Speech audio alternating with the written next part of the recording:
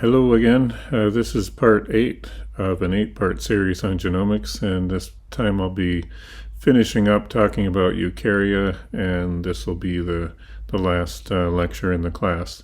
You'll find some of the information that I'll be discussing in Chapter 33 of the Integrated Molecular Evolution 2nd edition. All right. The next genome I want to talk about is Eukarya sativa, which is rice, and there are many varieties of rice. The genome size ranges from around 380 million base pairs to over 400 million base pairs, depending on which variety of rice has been sequenced. Remember, last time I talked about Arabidopsis thaliana, and its genome size was about 157 million base pairs. Both of these actually have fairly small genomes for plants, and that's one reason why they were the first ones sequenced. Rice, as you know, is an important food crop. It's a staple in the human diet for about 3.5 billion people in the world. And if you count rice, wheat, and maize, they provide approximately 40 to 50% of the calories consumed in the world by humans. So it's very important. It's quite varied, so people have grown rice for many thousands of years, probably 10,000 years when it was first domesticated. And now there are hundreds of varieties of rice, including long grain, short grain, some that have more starch, less starch, etc. Here's the karyotype and genotype, essentially, of Eukarya sativa. And you can see it has 12 chromosomes and then a mitochondrial genome and a chloroplast genome. Each of the chromosomes has between about 23 million to 45 million base pairs of DNA. And again, that's between 2 and 4 times the size of the entire genome of Saccharomyces cerevisiae, just for comparison. Each of the chromosomes has several thousand genes on those chromosomes, and you'll note over here that the amount of alternative splicing is rather low in rice. So there is a bit of alternative splicing, but pretty much it's one gene makes one protein. However, if you look at the total number of genes, there are 61 to 62,000, and that's about the number of proteins that it can make.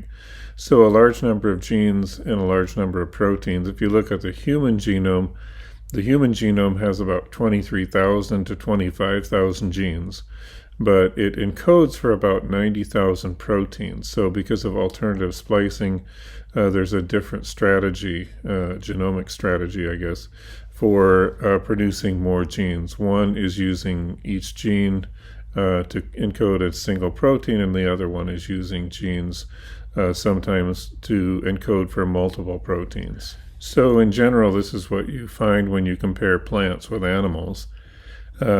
Plants usually have more genes, but they are able to encode for fewer proteins than in animals, because animals utilize alternative splicing to a much greater extent than do plants.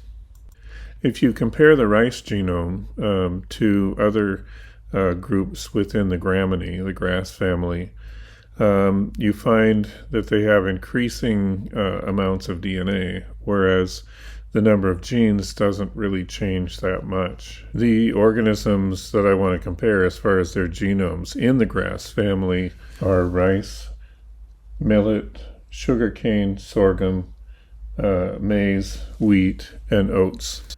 And that's going from smallest genome to the largest genome. Here are a few photos of those plants with their genomes. As I already said, rice ranges from about 380 million base pairs to well over 400 million base pairs. There's millet at 490 million base pairs, sugarcane at 1 gigabase of DNA, sorghum at 1.6 gigabases, maize at 2.5 gigabases, wheat at 6 gigabases, and oats at about 11.3 gigabases, which is much larger than the human genome, right? Which is at about 3.2 to 3.5 gigabases. You'll note also that the genome size doesn't really relate to the size of the plant. So rice is rather short, millet's sort of short, sugarcane is quite large, as is sorghum. Maize is of moderate height. Wheat can be from very short to maybe 5 or 6 feet tall for the taller varieties, and oats also are similar in size to wheat varieties. These are the chromosomes that are lined up in each one of for each one of the grass species that I was talking about. And they're lined up so that you have chromosome synteny, that is, the same genes are lined up in each of the chromosome sets. So in the center you have the smallest genome, that's rice, which has 12 chromosomes. And then you move out, and the genes that are syntenous with those are lined up, and so the order of the chromosomes is slightly different. But in millet there are 9 chromosomes, and you can see them there. Moving out to sugarcane, it has 12 chromosomes, and even though one is rather short and there's quite a deletion in one place.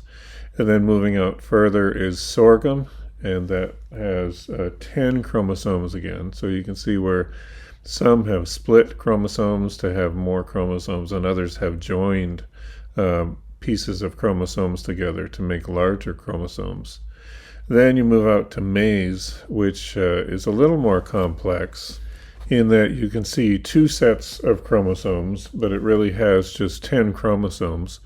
There has been an ancient duplication of the chromosomes, so you get 2 sets of those chromosomes lined up in different places and in slightly different orders, so the chromosomes look different in those ones. Moving out to the next ring, those are the chromosomes for wheat, but that's only the haploid of one of the genotypes that have been brought together to make wheat. So there are some diploid wheats, but then there are some tetraploid wheats, and then there are hexaploid wheats, so that bread wheat that you use is hexaploid, whereas wheat to make noodles, durum wheat, is a tetraploid. So they have different sets of chromosomes. And these different sets of chromosomes then bring in different properties. So you have some wheat that has a higher sugar content, other wheat that has a higher starch content, etc.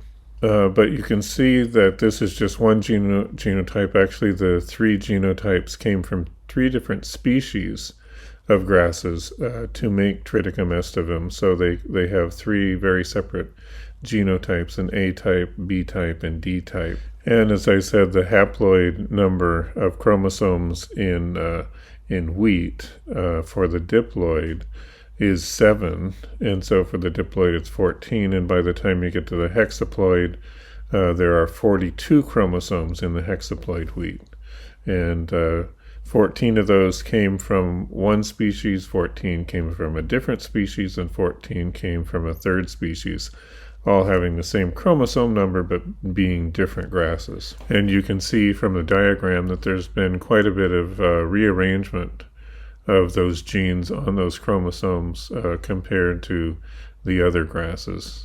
And then finally out to oats. Oats are another species, cultivated species that is hexaploid. So this is just showing a haploid version of one of the 3 genomes that came together to produce oats.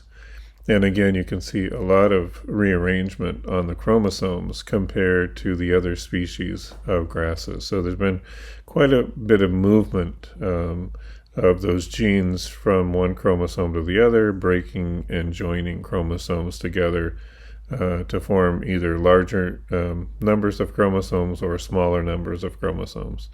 But ultimately the genes, at least not the alleles, but the genes, are very similar in all of these. And remember, when I was talking about transposons, about 84% of the maize genome consists of transposons and retrotransposons. And 5% consists of genes, mRNA genes, and then there are introns and microRNAs, both micro and interfering RNAs. This is true of other large genomes in plants as well. And even when you get to the small genomes, a large proportion of the genome consists of transposons, and a smaller portion consists of the mRNA encoding genes.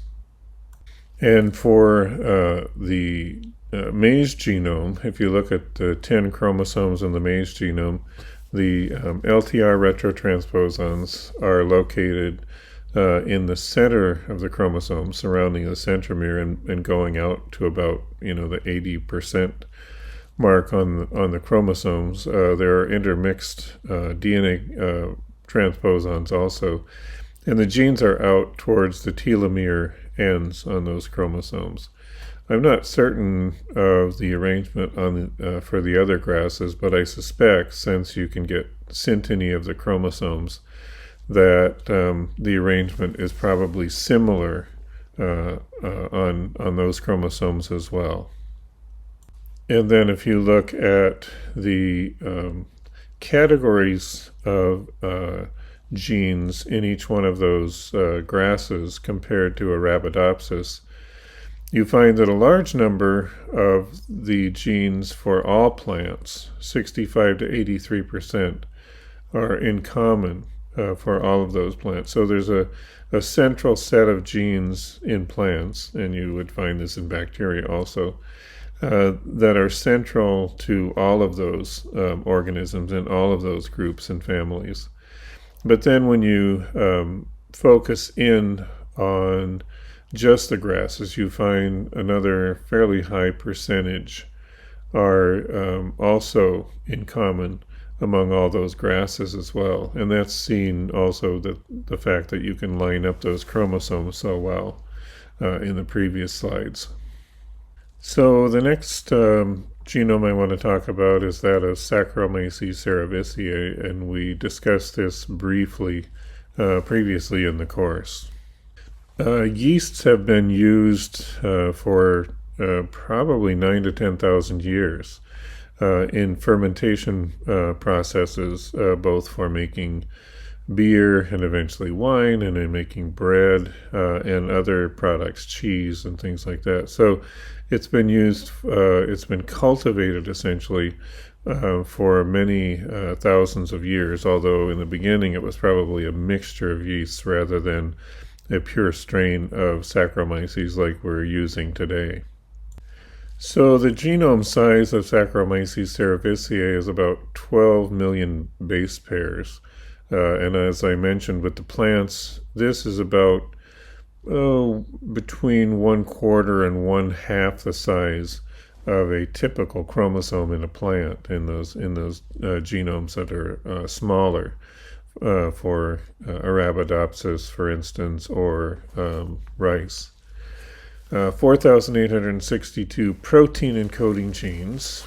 About 3% is devoted to DNA metabolism and replication, about 5% to transcription and transcription regulation, and about 13% to amino acid metabolism and translation, and then another 5% to protein modification and secretion. So there's about 6% to energy metabolism, 7% to response to stress in the environment, since it has to respond to different conditions. It's both aerobic and anaerobic. About 9% to transport and binding, that is, transport around the cell and into and out of the cell. A large proportion, 10%, to RNA metabolism. It does use RNA for signaling as well as expression control. And then 8% to the cell envelope, and cell cycle control, about 4.3%. And then there is 6%, about 6.5%, devoted to cell division, chromosome segregation, budding, and cytokinesis in those cells. So pretty complex cell division processes. And then there are small portions of the genome set aside for other functions as well. Here are the chromosomes of Saccharomyces cerevisiae. It has 16 chromosomes, and you can see the various sizes there, ranging from 230,000 base pairs, which is about the size of a large DNA virus genome, going up to chromosome 4 there with 1.5 million base pairs of DNA in that one. So that's getting to be more like a bacterial chromosome. Also note that the number of genes and proteins is pretty much the same all the way across, so there's not a lot of indication for alternative splicing in Saccharomyces cerevisiae. The tRNA genes are spread out among the chromosomes, whereas the ribosomal RNA genes are all in one locus on chromosome 12. And so if you were to electrophorese these chromosomes on a Chef gel or something like that, you would find fairly distinct bands for 15 of the 16 chromosomes, but chromosome 12 often looks a bit fuzzy because each of the chromosomes for each of the cells has a slightly different number of ribosomal RNA genes. So those vary, so there's a little bit of fuzziness for those chromosomes. So up at the top there you can see 142 ribosomal RNA genes. That's an average, so cells would have anywhere from 100 to sometimes 200 or 250 ribosomal RNA genes. 299 tRNA genes, so quite a few tRNA genes. So each of the tRNAs then is being used at different times in different ways for different purposes as the cells respond to different external stimuli. And greater than 500 non-coding RNA genes. And so in the previous pie chart you saw there was 10% of the genome related to RNA metabolism. And this is forming a lot of these RNAs, which are controlling transcription or expression of other genes. So the next genome I want to discuss is that of Caenorhabditis elegans, which is a nematode. Or a simple animal. So it's been used extensively in genetic studies to study gene expression and development in animals.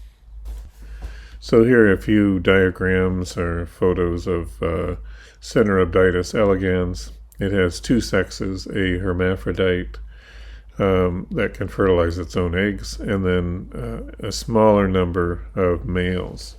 A fairly simple animal with a mouth, a pharynx gut, and then an anus at the back end, and then the rest of the animal is pretty much sexual organs to make the eggs and the semen in the case of the hermaphrodite, or just semen in the case of the male. It's been studied developmentally, so people have looked at the cell fates, so quite an extensive study of the cell fates in Caenorhabditis elegans. And you can find it out in your garden if you look carefully enough.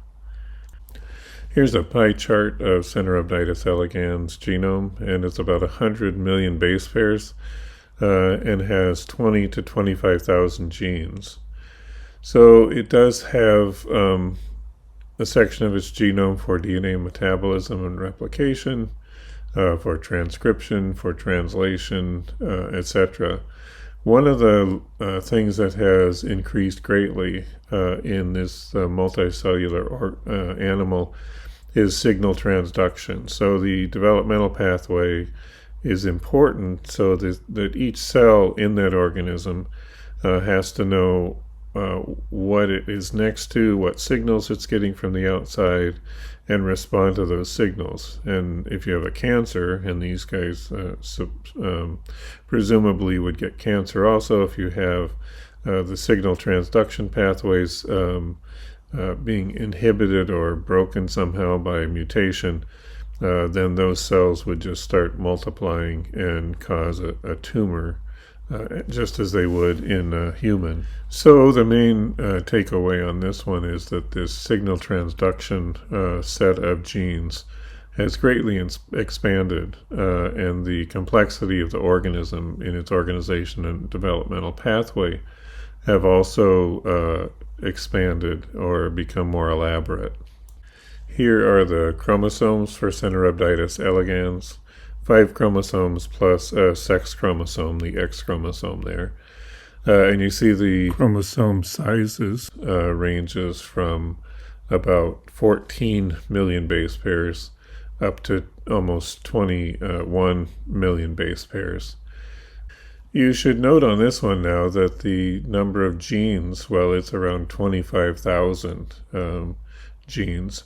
The number of proteins that can be formed is more than 26,000.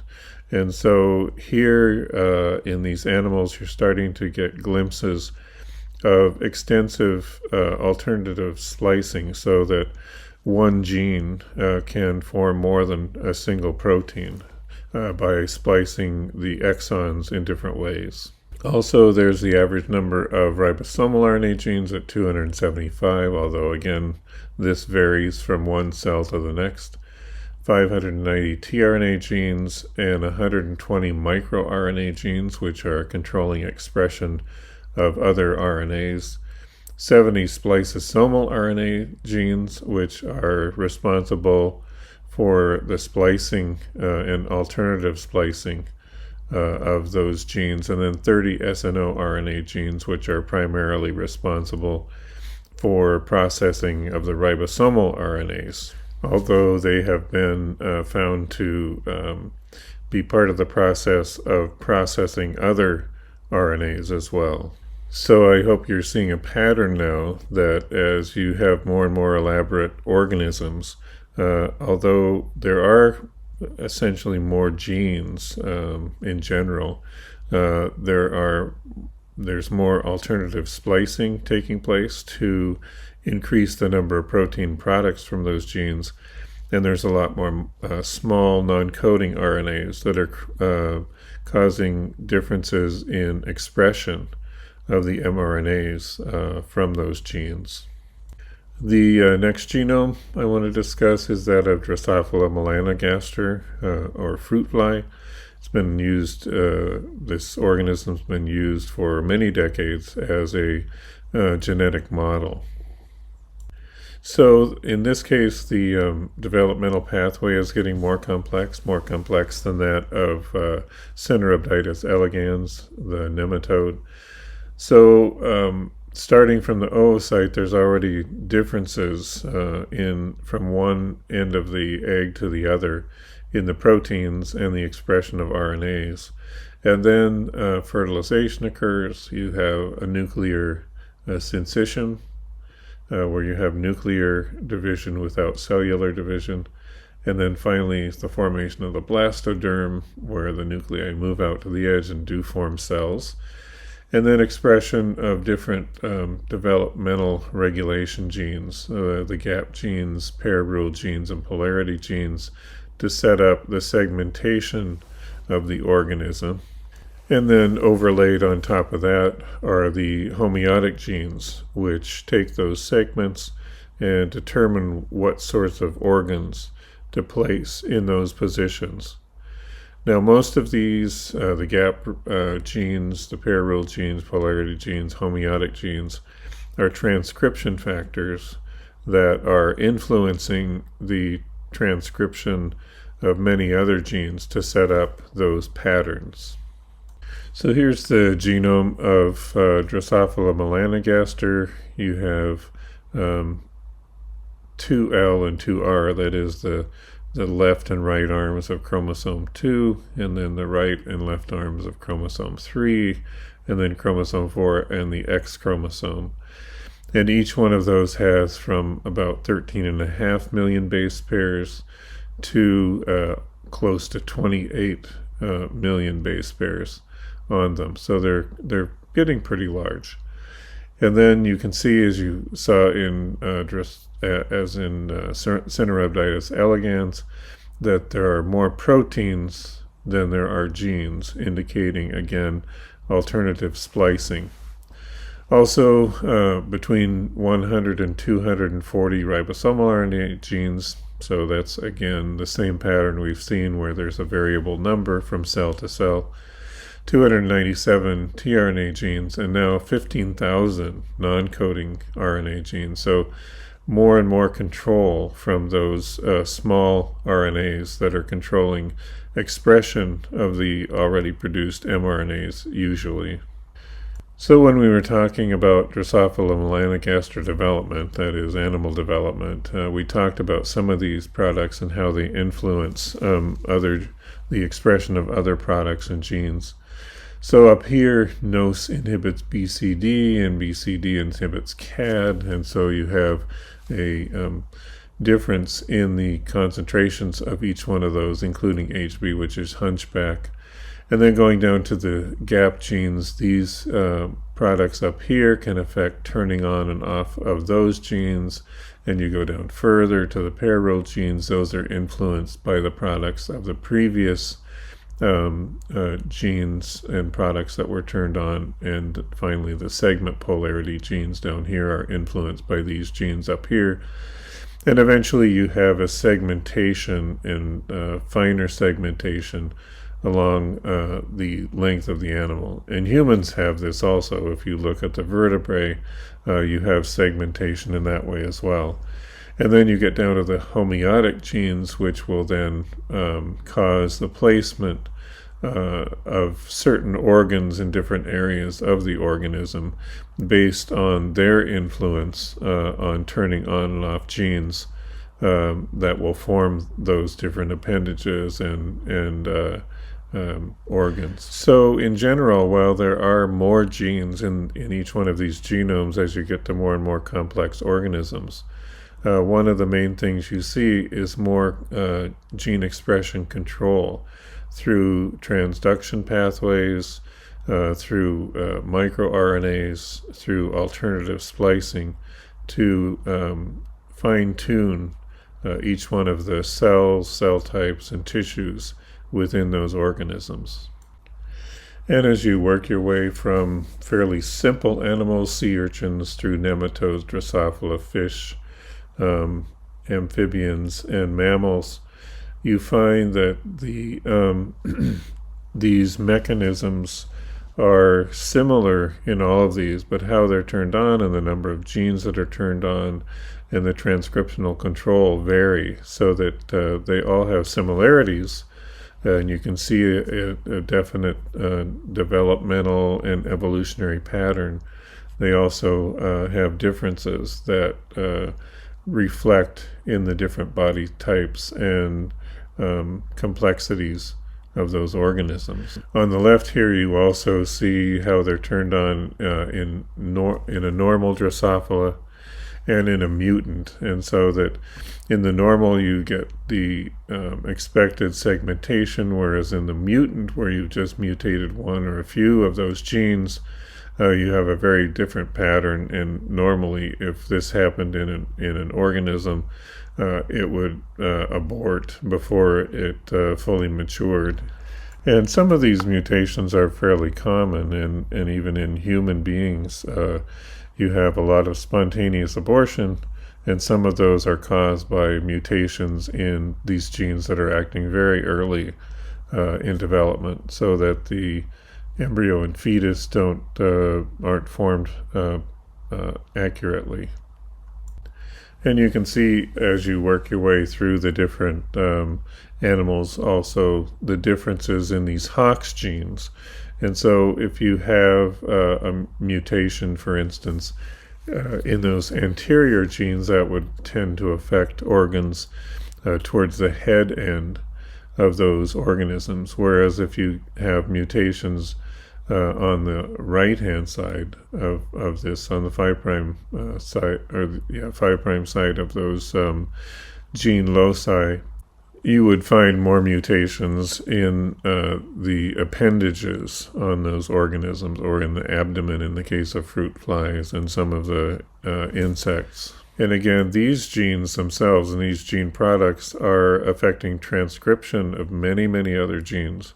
so that their effects can be very wide-ranging, and they can affect many different cell types. Next, I want to talk about Homo sapiens, which has approximately 23,000 to 27,000 genes, depending on how people are counting them. This is a species that's quite variable morphologically and spread throughout the world. Almost 8 billion humans right now in the world. And if they're also hybrids, so that, most are hybrids, so that they have hybridized with other species in the genus Homo. So they're not uniform either, although they can all reproduce. One of the reasons we know that humans have hybridized is that the genomic sequences of many humans have been determined. And it's not the entire genomes. Usually they're looking at specific loci and looking also at single nucleotide polymorphisms, SNPs, within the different populations. The partial sequences of Neanderthals and Denisovians have also been done, although the Denisovians, as far as sequence, is really not nearly complete at this moment. But we do know that there were hybridization events in Africa that have happened, possibly with Homo erectus, although one group thinks it's another group of Neanderthals that moved back into Africa. And then there were hybridization events in the Arabian Peninsula with Neanderthals, and another possible one up in Europe. These hybrids survived because they were selected for. So the immune systems of the Neanderthals were attuned to different regions, and when the humans coming out of Africa bred with them, those factors, especially the immune system and avoiding pathogens, or at least expunging pathogens, was a distinct advantage for those hybrid species. There was another hybridization event in Asia, possibly with the Denisovians, and there may have been another one with Homo erectus over in that same area. And then the humans spread out throughout the world, including moving over into North America and South America in the past 14,000 years. And then another group, the Inuits, moving more recently into the Arctic region of North America as well. Here are the chromosomes of Homo sapiens laid out. The smallest chromosome has about 33.5 million base pairs of DNA, while the largest has over 250 million base pairs of DNA.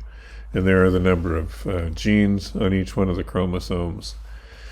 And you can see here at the end 29,841 genes in this case, although I've seen some studies where it's as low as 23,000 genes. And we can make about 91,000 proteins. So a lot of alternative splicing. In some cases, a single gene can make 6 or 7 different proteins. And that's the case in the dystrophin gene. Also, there are from 150 to over 2,000 ribosomal RNA genes, again indicating the amount of variation in the ribosomal RNA genes, which we've already spent a lot of time talking about. 497 tRNA genes, 97 SNO RNA genes, which are responsible for processing ribosomal RNAs, as well as other RNAs, and a large number of spliceosomal RNA genes for that alternative splicing. So again, in this genome, as we've seen with other genomes where you have elaborate multicellular organisms, a lot of alternative splicing happening and a lot of control by small RNAs, and I haven't listed all the microRNAs in humans also, but there are a lot of those as well. Another large portion of the genome consists of transposons and retrotransposons, and of course these are responsible for a lot of exchanges among the genes. So this will increase the evolution of already existing genes. About 1.5 to 2% of the genome is made up of mRNA genes, those that encode proteins, and about 10% of the genome is made up of non-coding RNA genes. So again, more control of expression of already formed RNAs in this case. And then 48% of the genome is relatively unknown, although a lot of that consists of introns. There are some introns that are over 1 million base pairs in length. So just to summarize a bit, then if you look at all animals and fungi, which are all opisthecons, then 25% of their genomes, their genes are in common, so that you have a basic set of genes that they all have, and then you elaborate on that. So another 43% are common among all of the animals, and then you get these unique sets of genes that that then elaborate each one of those organisms as far as their body plan and their final look and what they can do and how they reproduce, and etc. Also, if you lay out their chromosomes side by side, you find that although the chromosome set and the number of chromosomes, the size of the chromosomes vary by quite a bit, you can line up different sections of those. So between humans and mice, you can see that chromosome 1 in humans, part of that exists on chromosome 1 of mice and chromosome 4 in mice. And then as far as chromosome 2, parts of that are on chromosome 1 in the mouse, and then chromosome 2 in the mouse genome, and in other places chromosome 6.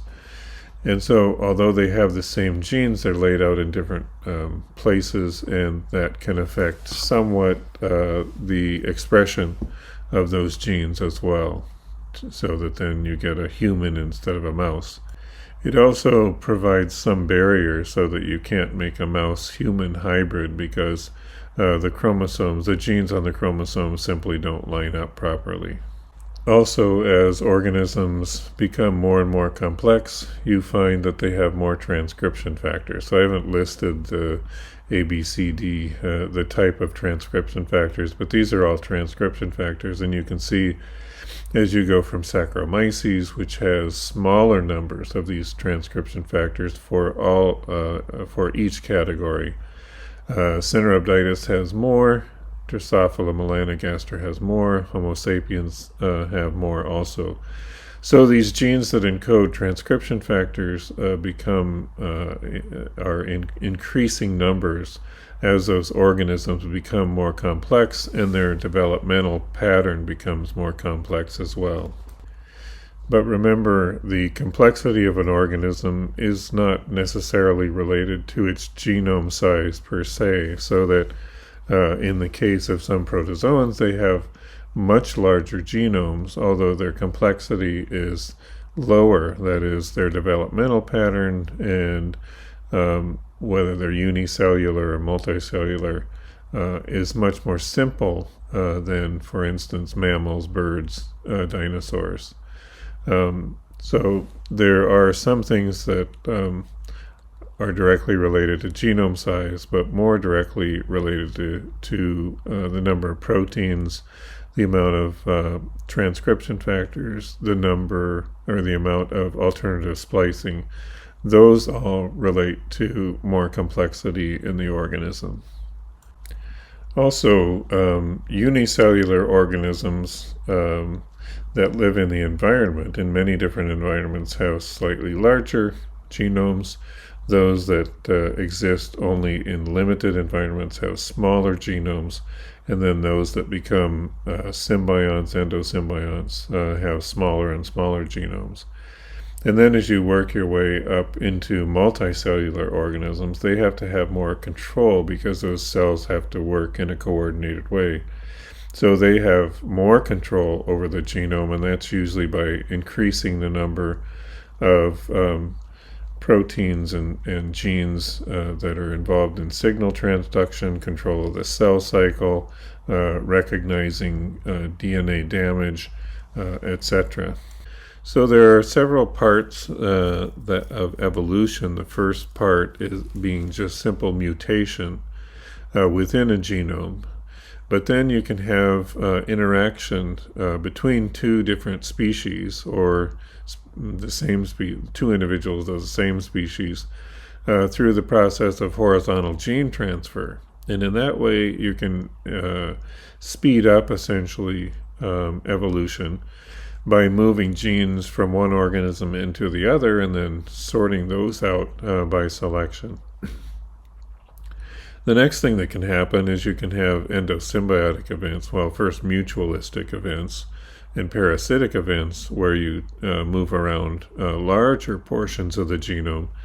And then you can have endosymbiotic events where you essentially join two fairly large genomes together into a single organism. And these have been characteristic of eukaryotes. So both taking in a bacterium into a eukaryote to become a mitochondrion and a plastid, or a chromatophore, but also taking in a eukaryote into a eukaryote cell, such as a red alga or a green alga, being taken up by a protist cell, thus making it, initially anyway, a photosynthetic organism. And then you have the mixing of those genomes, and that greatly speeds the rate of evolution because there's initially a sorting out of the specific genes that are going to allow that organism to be successful.